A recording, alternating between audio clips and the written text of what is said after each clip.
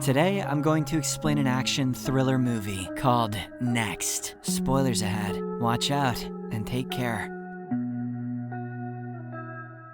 The movie opens in Vegas, where a man named Cris Johnson is sitting in a local diner. He sees a vision in which a beautiful woman walks through the diner's door. Cris has been visiting this place for the past several days, waiting for the woman to appear in real life. However, just like all the other days, she does not arrive. Cris then leaves the establishment exactly 9 minutes past 8 a.m. The scene shifts and we get a more detailed look into the life of Cris Johnson. He works as a magician in a Las Vegas club under the stage name Frank Cadillac. This movie's a sequel to Leaving Las Vegas, if he never stopped drinking. But Cris is not your normal magician, as he has the natural ability of seeing 2 minutes into the future. Using his gift, Cris performs various tricks on stage and makes an okay living. This powerful ability has pulled the attention of FBI agent Callie Ferris, who has been keenly observing Cris for the past few days. However, the gig of a stage magician doesn't bring in a lot of money. Cris supplements his income by making small bets in local casinos. He narrates that he isn't a god, the one true god,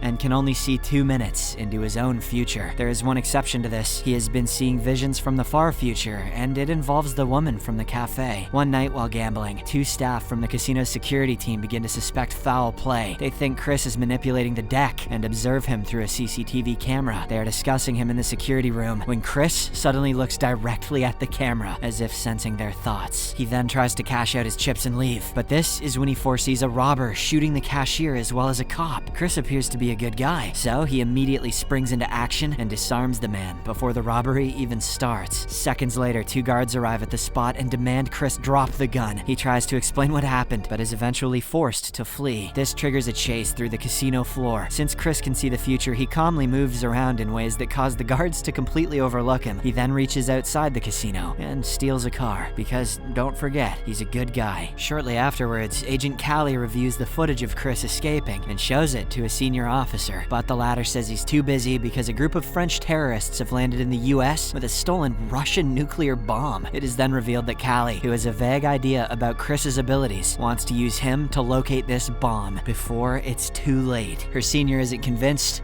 Magic is bullshit. But he gives her 5 days to catch the magician. Later, Callie meets with Royale, the head of security at the casino, and asks him a few questions. Royale recalls how Cris eerily looked at them through the camera, as if he seemed to know what was about to happen. This seemingly confirms Callie's suspicions, and she is now determined to catch him. Royale also adds that the car Cris stole had a tracker underneath its bonnet. Casinos often use such trackers so that their customers' cars don't get lost. In the meantime, Cris arrives at a garage owned by his friend, Ives, and the two talk about how to hide the car from police. After a while, Cris checks his watch and senses that Callie is on her way. Ives urges him to run, but Cris decides to stay and hear what she has to say. When Callie finally arrives, she tells him about a nuclear bomb being smuggled into the US. She now wants him to look into the future and help stop the possible calamity. In response, Cris insists that his abilities are just part of a magic act, but the FBI agent doesn't believe him. She then brings up the stolen car and threatens him with prison time. At this moment, a large number of armed cops rush into the garage to arrest him. Admit it, Cage. You can see the future,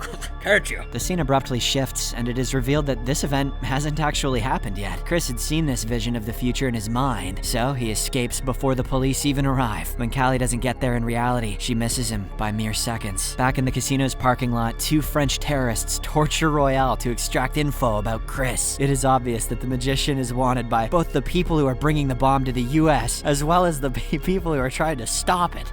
I'm sorry, I gotta get a hold of myself.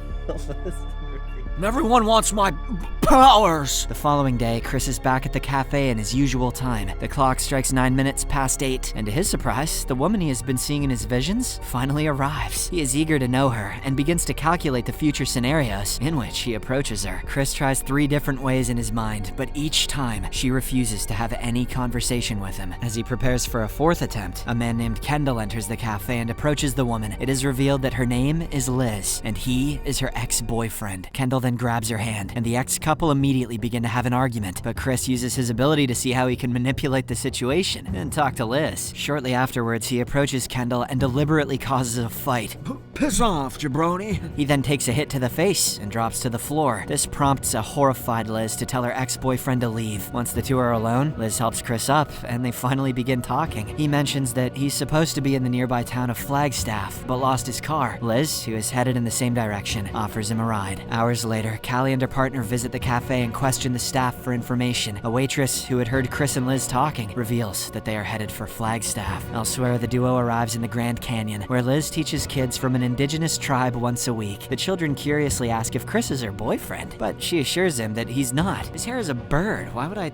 However, it is obvious from her expressions that the two are slowly falling for each other. Slowly? That evening, their journey towards Flagstaff is interrupted when a section of the highway is blocked off for repair. This forces them to take a detour and spend the night in a nearby motel. Meanwhile, the FBI are closing in on them, having tracked down their location. The authorities have also narrowed down the location of the nuclear bomb to Southern California with 95% certainty. Callie, who is determined to secure Chris's help in finding the nuke, orders a squad to capture him. But the French mob who transported the bomb also decide to follow the FBI agents. Back at the motel, Cris gives Liz a rose after she gets out of the shower. For you, my dear. He compliments her beauty, and the duo eventually get into bed together. After a while, he wakes up suddenly with his eyes wide open. Cris keeps staring at the ceiling as if he has been flung into a vision from the distant future. Oh no, in 2 seconds I'd not. The following morning, the FBI watches on as Liz leaves the motel room to get some groceries. Callie intercepts her and tells her to get into a cop car, but unbeknownst to them, the members of the French mob are watching this from a distance. Inside the car, Liz is shown footage of Cris stopping the armed robber in the casino, but Callie frames it in a way that makes Cris look like the villain. She explains that he is a delusional sociopath who needs to be arrested as soon as possible. The FBI agent then hands Liz a drug to put in his drink, explaining that it will make him fall asleep in 5 minutes, but she is instructed to administer it 2 minutes after she greets Cris. Following this, Liz returns and finds her lover coming out of the bathroom. She suggests he freshen up while she prepares breakfast. On a nearby hill, the French mob sniper is ready to shoot Cris if he gets a clear shot. 2 minutes pass by and Liz puts the drug in a glass of orange juice. However, just as Cris is about to drink it, she breaks down and confesses everything to him. This shocks our hero, but he comes up with a brilliant plan and switches his drink with one that isn't drugged. He then steps out onto the balcony and drinks the juice. The mob sniper can't get a clear shot, while the FBI mistakenly believes he has only 5 minutes before falling unconscious. Next, Cris returns indoors and reveals that he had foreseen the man in the casino killing 2 people. Liz thinks he's delusional, so he flips through TV channels, accurately quoting what people are going to say way before it happens.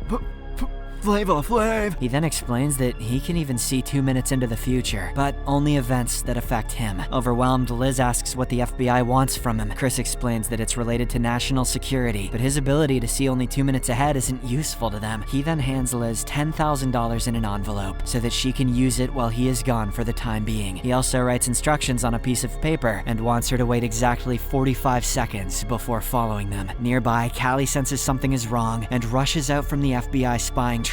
She grabs a pair of binoculars and spots Cris leaving the motel. He checks his watch and then, all of a sudden, begins rolling down a nearby cliff. Several FBI agents give chase while the French mob tries to shoot Cris, but the magician manages to dodge everyone thanks to his future-seeing abilities. Back at the motel, Liz follows Chris's instructions and gets into her car. She puts a nearby rock on the accelerator and jumps out before the car drives off the cliff. A metal chain attached to the vehicle then triggers an avalanche of heavy objects to fall down the slope. This forces the FBI agents to take cover immediately, but Cris dodges everything and keeps running until he comes face to face with Callie at the base of the cliff. Just as the falling debris is about to crush the FBI agent, Cris grabs and protects her. On the other hand, as Liz is walking away from the motel, the mob finds and abducts her. Things are equally bad for Cris as he is taken back to the FBI headquarters. He is restrained and forced to watch the news, with Callie urging him to extend his 2-minute vision as far as possible to locate the nuclear bomb. However, instead of seeing the bomb, Cris foresees Liz being blown to smithereens on top of a parking garage. Devastated, he refuses to tell Callie what he saw, knowing the FBI will keep him imprisoned indefinitely. He is soon taken to a cell where he asks for a cigarette, but at an opportune moment, he knocks out the guards and escapes. In the aftermath, the FBI chases him through the streets, and Cris eventually reaches a multi-level parking garage. This place is similar to the one he saw in his vision a few minutes ago. He climbs the stairs while Callie instructs other agents to stay below as she follows him up. When they reach the roof, Callie asks what he saw earlier, and he eventually reveals that the mob plans to execute Liz on this very roof in 2 hours' time. This shocks Callie, and she warns him that Liz is being used as bait to lure him into a trap. Cris knows about this too, so the duo agrees to cooperate in order to tackle the mob. Soon afterwards, Cris steps out onto the roof, and the mob's sniper shoots from a nearby rooftop. Cris pretends to be dead,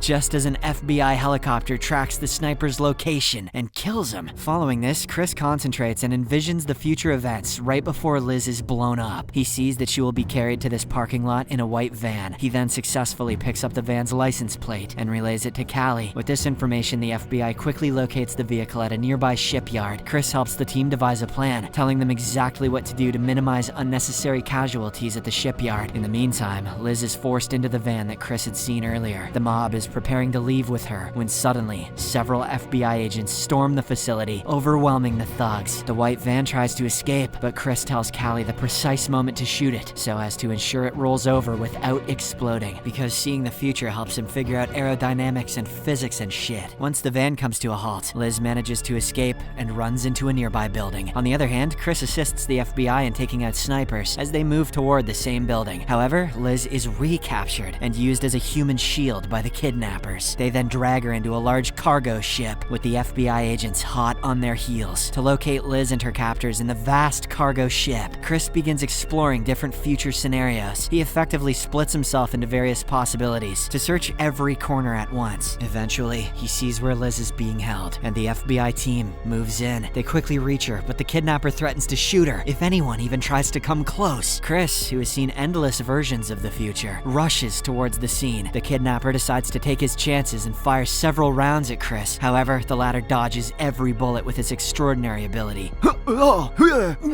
The kidnapper has now run out of bullets, and Callie uses this moment to shoot him before he can set off the bomb. In the aftermath of this skirmish, Cris tries to reassure Liz by telling her it's all over. Callie, however, informs them that it isn't. The nuclear bomb has been relocated, and they must find its new location immediately. It is then that Cris looks at a monitor, which is tracking detonations in the area. Suddenly, he sees a vision of the future and realizes that something is wrong. Callie asks what he sees, but Cris only says, I made a mistake. At that moment, the nuclear bomb detonates and wipes out everything in its path. The scene then shifts abruptly as Cris wakes up wide-eyed in a motel on the way to Flagstaff. He is lying in bed with Liz at his side, and the FBI spying on him from nearby, and he just nutted. It is then revealed that all the events from Liz leaving to get groceries to the bomb's detonation were simply a version of the future that Cris had seen. He was actually trying to see what he should do to save both Liz and the world from the bomb going off. Soon, he gets up and calls Callie, agreeing to help her on the condition that Liz be kept safely away. He then wakes Liz and tells her that there's something important he has to do. After promising to return, he meets up with Callie, and the duo starts discussing how the bomb should be located.